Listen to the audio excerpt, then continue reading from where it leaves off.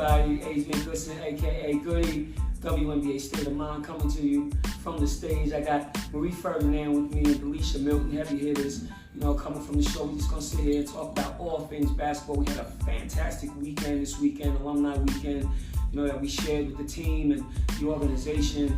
We ended up finishing up with some bling bling. I mean, just an absolutely fantastic weekend. And I'm going to let the girls talk about it. And then we're going to come back and talk about some basketball. We're going to talk about the WNBA. We're going to talk about Old Dominion. We're going to talk about Marie and what she's doing with her foundation. A lot of good things going on with the alumni players. And so, we just want to like extend it to everybody. So, next to the stage, we got Delisha. Talk about this weekend and how it was so important and so moving, and like there wasn't a dry eye in the room. This weekend was just fabulous. I only played with the San Antonio Silver Stars for like a year and a half, maybe. Yeah. So coming into this, I'm like, okay, am I really supposed to be here? But they were so welcoming. Everybody had this whole aura about them where they didn't care if you played a 7-day contract or if you had a 12-year stint with the team. Everyone showed mad love, and that's really the way that it's supposed to be. And you can really feel the sentimental value behind every moment that people were able to spend with one another. Yes. It carries something, within it, and that's what makes this event, this gathering, this homecoming, so special. Yeah, absolutely. I mean, just so many people, friends and family. I feel like you guys are my sisters, your kids are my nieces and nephews, and like we just keep growing. And from the first year, like there was like maybe like 20 of us, and last year's 40. This year it seems like there's like 80 people. So it keeps growing. So there's anybody out there who's a part of the alumni from Utah, San Antonio to the Aces, you should make sure that you come along and participate so that we can celebrate you. And just like Delisha said, it doesn't matter how long you played. Yeah. It's the fact that you played. And all it takes is one thread to become a part of the family. Hey. Would you agree, Marie? That is absolutely the truth. Talk about your weekend, this weekend, and your experiences and just being around everybody. She was the baby of the bunch, but you see she's all grown up now. This is my 3rd year, and I always enjoyed coming because it's like a sisterhood. You get to reconnect with old faces. Brings back so many memories. And this year, Delisha came about, and I'm like, oh wow, Delisha is here. Yes. So, if not given this opportunity, I don't know we're gonna cross paths with each other. So I always treasure this weekend, and always, I know it's gonna be a lot of laughing, a lot of just reminiscing, and just crying, and just really being together again. It just brings back a lot of heartfelt memories. So it's something I look forward to every year. You want to know something too, you guys? When I'm sitting here thinking about it, you said it. You said it's good for us to come back, but we're all so busy, and we're all trying to do or succeed in whatever is next for us after our careers have ended on the court, on the hardwood. But for Mark Davis to be intentional about setting a date, and not just setting a date and saying, hey, come if you can, buy the plane tickets, get the hotel room, give you money to eat. I mean, he just makes it impossible for you to say no. Yes. So when someone has that level of sensitivity, then compassion and intentionality attached to what they're doing, you have to understand that when you do come, something magical is on the verge of happening. Yes, absolutely. That's the truth. So he made it an easy decision. It's either yes or no. And if you say no, shame on you, because when you look back and see all the videos and the highlights of the event, people had a blast. Yeah, absolutely. And I did want to say something about that, because just to interject about all of the videos and the content and the photos, it's not even about bragging or like saying ha or ha to other teams. Yeah. We're just so happy and so elated and so proud to be a part of this organization, because he never, ever had to include us. No, he didn't. He didn't have to. He didn't. And that was something that came from his heart, and that's what makes it so special. Yes. And just to see him bringing people back, and actually employing people and getting people involved and caring about our future and the future of our kids. It's just absolutely incredible. And so we just want to pay homage to that and have respect for that for a few minutes before we rolled into all things basketball, because Delisha is over at Old Dominion University, Yes. Building that program, and being gonna be in that area a lot more this year. Definitely gonna participate and try to help bring the alumni back, Yes. because alumni is so important. We see it, You know, right? I mean, you went to LSU, Marie. You went to Florida, and how much joy do you guys get when you go back and you to the alumni games on the college level, which is special because now you got even more people. Yeah. Like you're talking about hundreds and hundreds of people, Yes. because now it's generations and generations that came before you. That's true. That's true. You That's know? true. And Holly, you touched on something too. When you think about the WNBA, we're in year what? 27? Yeah, 27, y'all. Some people got kids Yes. that are that old. When you Yeah. think about Cheryl Swoop's son, Yes. JJ. JJ. Then you think about Tina Thompson's son, Yeah. Lisa's daughter. Yes. I mean, what? Yep. I mean, They're all this is bigger. wild, but the generations, the connectivity within it all. We all went to different universities. Now we've been in this thing has been in existence long enough to where your teammates weren't just teammates in college. They were teammates in the pros too, whether it's internationally or even within the WNBA. And now we're able to bring all that back together. This game is a beautiful thing. Yeah, It really absolutely. is. Relationships after relationships after relationships. Yeah. And it's up to you to continue to build that relationship. Because every relationship, two people have to come together, three people have to come together to make it work. And so, this is absolutely fantastic moment. I'm so happy that I get to have both of you guys. I'm talking about two heavy hitters from high school to college to USA basketball to overseas to the ABL to the WNBA. Infinity. That's a lot of balls. Infinity. Yeah. And all of those connections. Yeah. We can sit here and we can share so many stories. And we'll have another time. We'll revisit, and just come back again, and just keep watching these moments and seeing how we're growing upon them. Yes. It's absolutely great. Yeah. And I'm gonna circle back to Old Dominion. Okay. Right, 1985 we win a championship, Sun Belt Conference. You guys are full circle. Full circle. You came back to the Sun Belt Conference, so you got some noise to make this year. Talk Big about time. that. Big time. So going back into the Sun Belt Conference, everyone talked about the rivalries, especially with James Madison. Yes. And now we're back in this thing and we're deep in it. And they're expecting us to be as a whole. Yes. All they know is winning. All they know is success Yes. based off of the foundations that you guys laid. When I took over the program after my good friend Nikki McCray Pinson passed away, Yes. she even had the program trending in the right direction. Yes. So I came in and I felt pressure.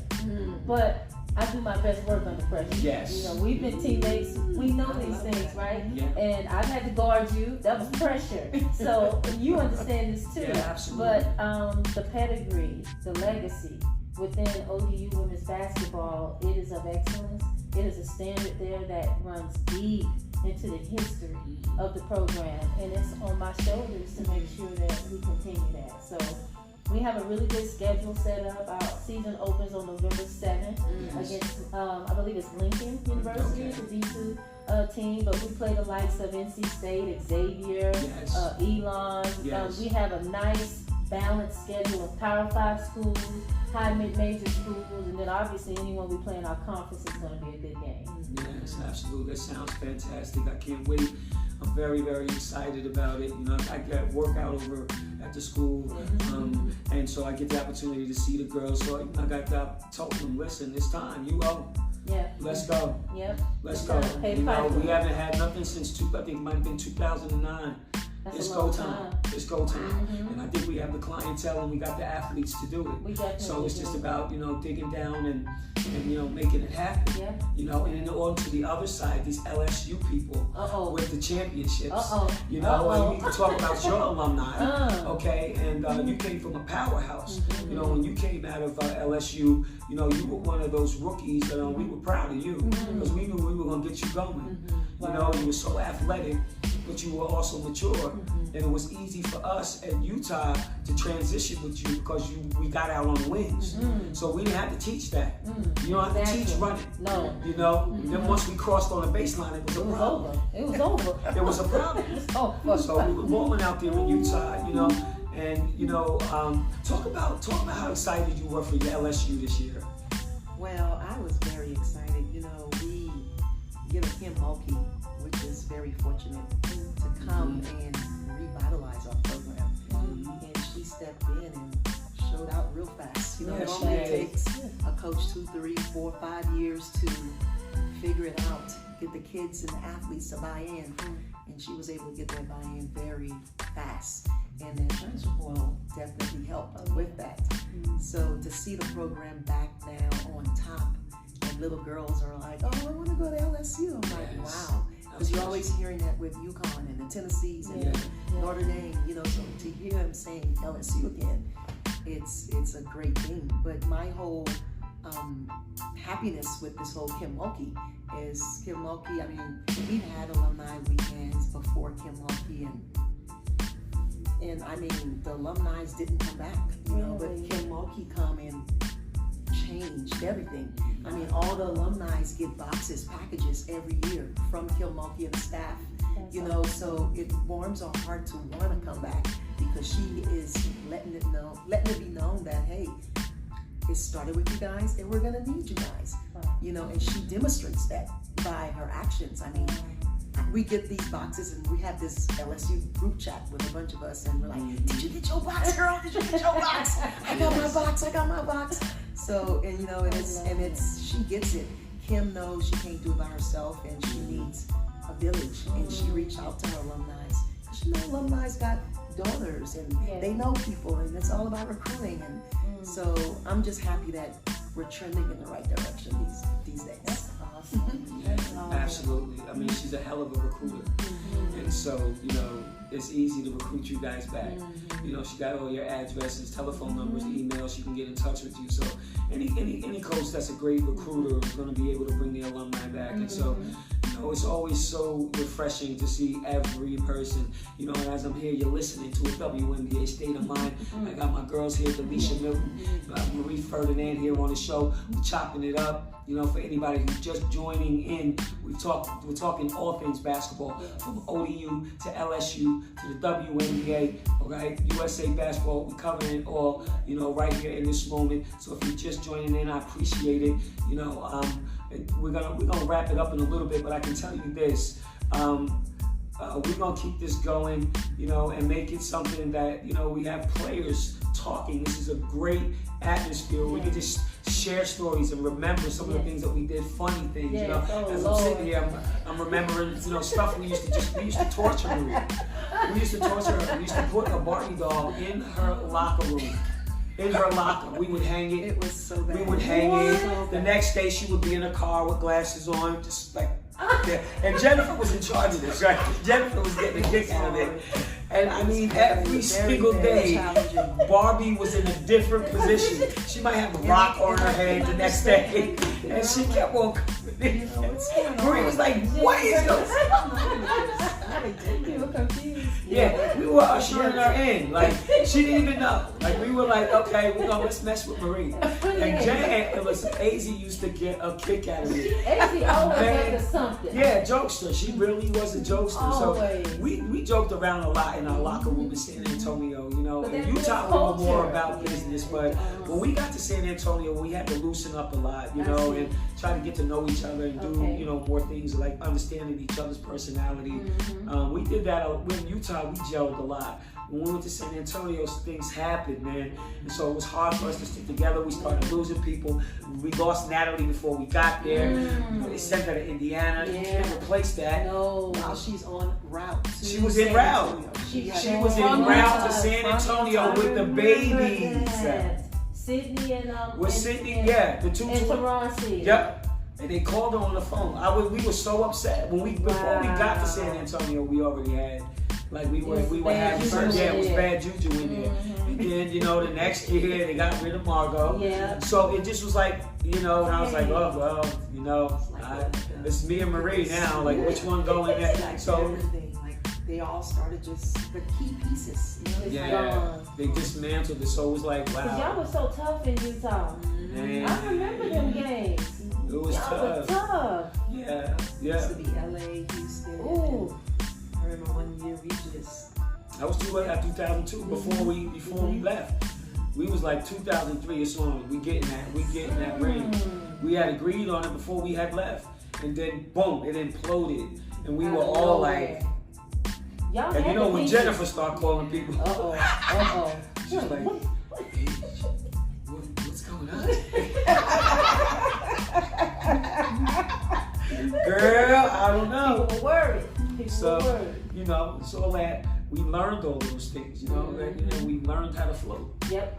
We learned how to float. And so, you know, is there anything that you'd like to say to anybody that's younger out there that's aspiring to be a basketball player? Because I know there's a lot of kids, and I train girls, and I coach boys, and you know, I try to tell them, like, listen, go and study the craft. Yeah. Stop looking at highlight Yes. videos and then going and making that movie. You don't even understand why you're making that Come movie. on. You blew by that person and then pulled it back to right where they were going, right where you left them, so you could pull up a jumper. Talk about that, like how we're trying to break all these my habits gosh. that we have to deal with social media right now. Look, there's beauty in everything, but then there's also some hell in things too.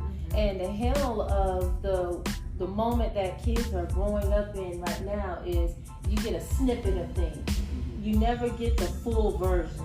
Like, what is the point in getting a snippet of a movie and you be like, oh, that's exciting. This is like a highlight reel. Oh, that's exciting. But then when you really look at the body of the whole work, is it really good? You might have missed the plot. You know, you got to see the build up. So for players nowadays, I would say don't get caught up in the hype. There is so much value in keeping things in that old-fashioned way, where you go from start to finish. You can't skip steps. Now, I love the fact that they can get on social media and they can Google Marie Ferdinand-Harris, and they can see just how deadly of a player that you are or were. The same with you, Goody. They can see that power, that pizzazz you played with. You were a hooper that could play basketball. When they can study that and they can pull snippets and say, I want to add that to my game, that makes them better quicker, right? But now there's also value in taking that, applying it daily when you're working out, but then having conversations.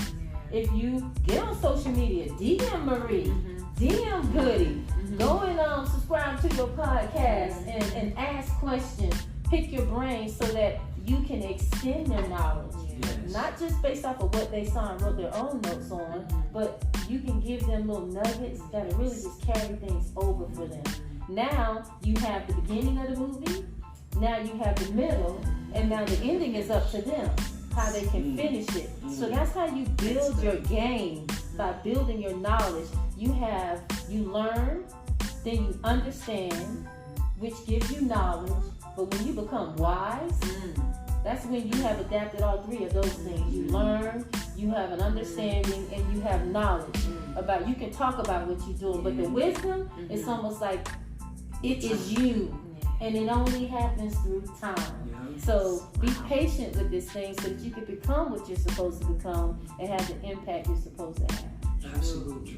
Fantastic advice for these kids out here. Love it. You know, and to piggyback off of what you said, you know, the one thing that I've always enjoyed about men's basketball, one thing I've always enjoyed about the NBA is the fact that they bring their players back to be around those kids and teach them the game. You got the former players coming back. I love looking on your bench and seeing 4, 5, 6 former players, okay, that are sitting on the side teaching them the game. Because the only way it's going to grow is if they have people around them that can tell them where they're going. Yep.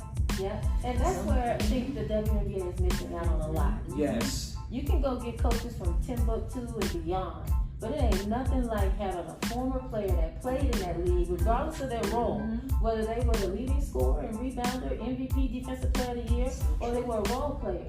You know, there are beautiful, bright minds that can come back and they can impart wisdom on the players that are here today. But we have to have that opportunity to be on the sideline. It's almost like absolutely Udonis Haslam with the Miami Heat.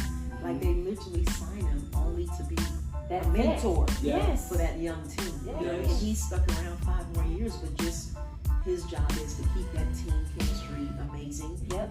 You know, Yep. calm control. Yep. You know, but that's valuable. It really is. It's valuable. And and this brings me back to what's her name, Alexis Morris from LSU, Yes, when she yes. made the statement about basically the old players need to get out the way. Yes. No, not necessarily. Because there is a value that is pretty priceless when you have an old vet that is willing to take a lesser role and understand that role to be able to further progress the franchise. Yes. You need vets. Everybody needs a grandma. Alexis Moore is going to eat her words. Yeah. And she's going to eat them very well. That's going to implode. It's going to implode. Because once you start showing disrespect for what came before you, God won't even bless you. Ooh-wee. Well, I hope that she can learn. I really do. I do. I hate, that young ignorance. And we have that young ignorance not only in the WNBA, but we see it. It's prevalent in the NBA. Yeah. And that's the reason why we need mentors. So we can show you the ropes and say, listen, this isn't what you do. This is the do's and don'ts on social media. Having those people, that group of people around you that are praying for you and helping you and mentoring you and make sure you stay on track. Because when you lose focus of all of your dreams, hopes, and aspirations, I can hinge upon somebody else to remind me of where it is that I'm trying to go. Okay? Because I may not know where I'm going, but I sure ain't lost. That part. Okay? And so with that, that's why it's so important to have people around us. We stayed around with And that was me, Jennifer, Natalie, we stayed around her because we knew that the more we had her playing good,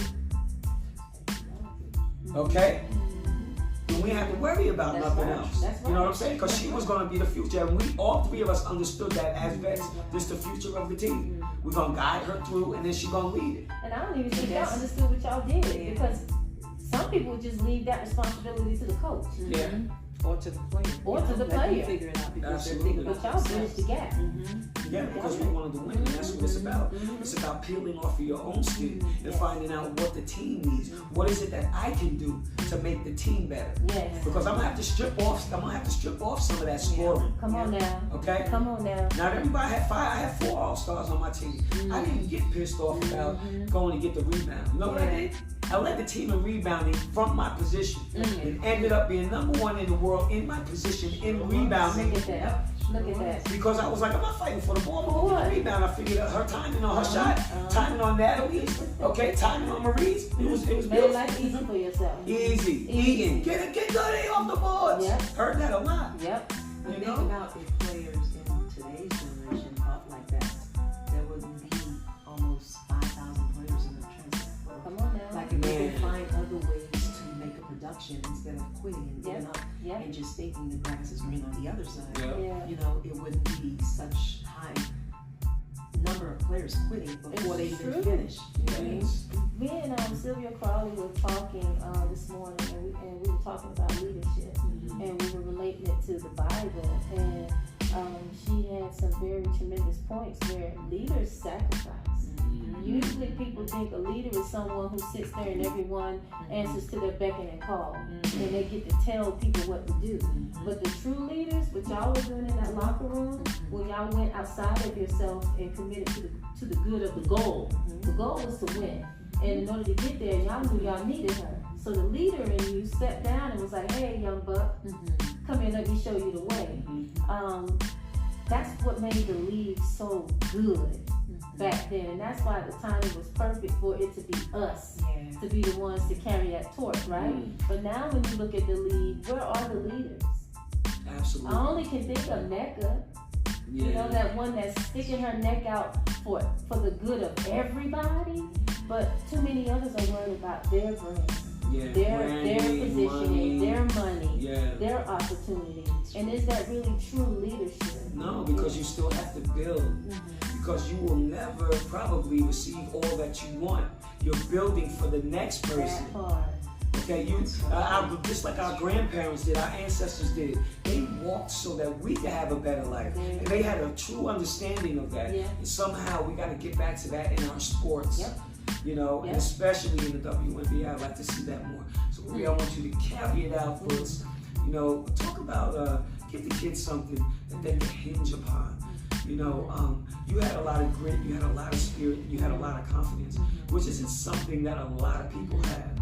So what can kids do to like hone their confidence? You know, should they hang out with people? What, like, give them some ingredients, and then also talk about your foundation. Okay, well, I don't know. I've always believed in hard work. I believe in first one in, last one leave mentality. I basically a value of a minute. What does that mean? Whether you're in the game for 30 minutes, 1 minute, just make a production. Whatever is given, capitalize off it. And that's pretty much my DNA. It's been my DNA since day one. And if you have that mindset, then I feel like you never lose. You know what I mean? Because you can only control what you can control. So that's my advice to young people. And talking about the Be Like CJ Foundation, a lot of people, and I don't even know if Delisha knows actually, but we have 3 boys, and we lost one of our boys named CJ. And CJ was the star in our movie, literally. At 14, built like he was 18, just literally had scholarships all over the place, could have played NFL, NBA, baseball, whatever sport. The kid was just, he was just special, you know, but what made CJ amazing, it's not even his athletic ability, it was the person he was. You know, he was just so humble. You know, CJ was that kid that was a star player, but cared less about the star treatment. He didn't care about that. CJ, you'd find him every day in school sitting with the kids who are special needs, sitting with the kids who have holes in their shoe, didn't have much. CJ wanted to just uplift those kids and make them feel like rock stars. You know, he cared less about touchdowns and 30-point games. Those didn't do anything for him. You know, he used the sport actually to really love people. You know what I mean? As big as he got, he used that attention to go and find that kid that needed a friend and just go sit with them. And when he would sit with that kid would be blessed. He'd feel empowered. Like, wow, CJ sat with me today. And we're in a little small town and everybody knows CJ. So CJ sitting to eat with you was just like, I sat with CJ. So he was making these kids who didn't have confidence, didn't have a plan, didn't know, just was being picked on. He was making their day every day. He didn't care, he just smiled. He was just, and people thought he was weird because he hung around people who was different. But those kids who were different had his heart. He just had a heart for the broken and cared less about the accolades. I mean, he begged my husband and I to not tell any of his teammates that he had scholarship offers. He just didn't want no part of it. That was CJ. So everyone talks about CJ's character, the person he was, not even his ability. So with that, we wanted to continue CJ's legacy. So we started the Be Like CJ Foundation, where we're inspiring young people to be kind, to be humble, to be respectful, to be like CJ, to be that ultimate teammate. What does that ultimate teammate look like? You know, the ultimate teammate have that winning attitude, whether they play 1 minute, 30 minutes, they're always looking to inspire someone else, make a production on the bench. That was CJ's whole attitude. So we're excited about the direction for the Be Like CJ Foundation. We've already done so well within 2 years of existence. And I know the future is bright with the amount of impact that we're going to make on young people and changing their attitude. And not only that, but we're also on the other side of loss. We want to host retreats. We want to have like brief discussions where we're talking to families who've lost loved one, to where, you know, there's just a lot of people suffering in silence, and we want to share our strength. We want to share some of our tools. You know, God has given us unexplainable strength to talk about this. And through this whole process, we've been comforting people. People haven't been comforting us. Wow. It's been the weirdest thing. I just feel more empowered that God trusts me with this, because sometimes I run into moms and they're like, I could do this. I don't know how you're doing it. And that empowers me, like, wow, Lord, you trust me with this? And I don't want to fail them. So I live my life trying to be a light to people and trying to bring about programs and opportunities that's going to help people to understand that, hey, this too shall pass, and God has a plan. You'll see why, you'll understand, but just keep doing his work.